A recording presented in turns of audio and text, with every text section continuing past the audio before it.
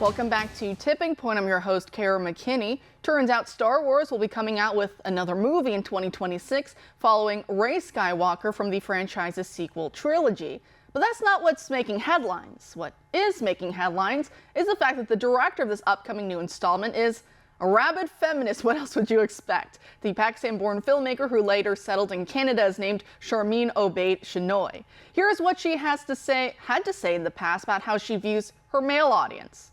What is the balance of activating a force for change, but also trying to permeate that patriarchy, that power structure? And is that a part of the calculation of your art as well? And what's been the reaction to that?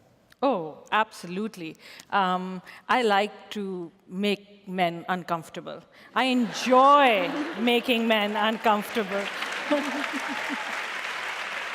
Not you, just not you. Not you. Point taken, point taken. It is important to be able to look into the eyes of a man and say, I am here, and recognize that.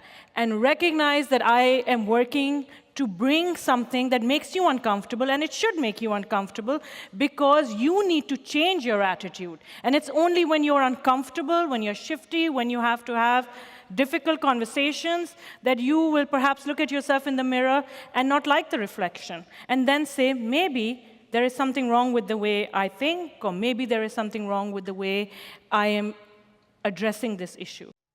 And it only gets worse because when she was recently on CNN talking about her new directing role, CNN was referring to her as the first woman and the first person of color to direct a Star Wars film. The post-millennial retorted, quote, "The series was imagined and created by George Lucas in the 1970s. Obaid Chinoy appears to have forgotten actress and director Bryce Dallas Howard, who directed 2 of the critic and fan-acclaimed episodes of the Star Wars Disney Plus spin-off, The Mandalorian, Season 1 episode Sanctuary, and the Season 2 episode The Heiress, and one of the standout episodes of the Book of Boba Fett, Return of the Mandalorian. She also seemed to have ignored that Lucasfilm, the studio behind Star Wars, is helmed by CEO Kathleen Kennedy, who has been criticized by longtime fans for her stewardship of the franchise and emasculating male characters, not just in A Galaxy Far, Far Away, but also in the recent Indiana Jones sequel, which was a box office disappointment and alienated fans," end quote.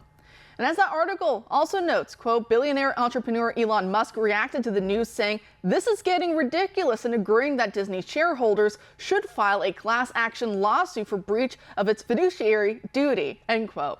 Joining us now to discuss is Libby Emmons, the editor-in-chief of The Post Millennial. Libby, thanks for being here tonight. Thanks so much, Kara. Thanks for having me on. Great. So do you agree that with Elon that at this point Disney shareholders should file a class action lawsuit? Yeah, why not? I mean, Disney is behaving so recklessly and destroying so many of the properties that make them a household name and make them so beloved by fans and parents.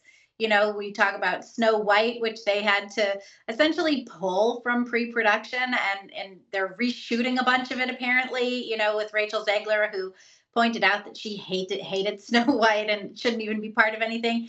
You have Disney, you know, refusing to pull ads from Meta when their ads appear alongside child exploitation content, essentially, but they're fine with pulling their ads from X because, you know, Elon Musk is big bad man, so they've got to, you know, get their stuff off of there.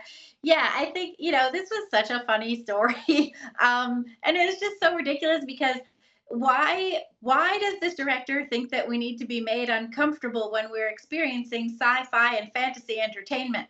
Why is that what it's about?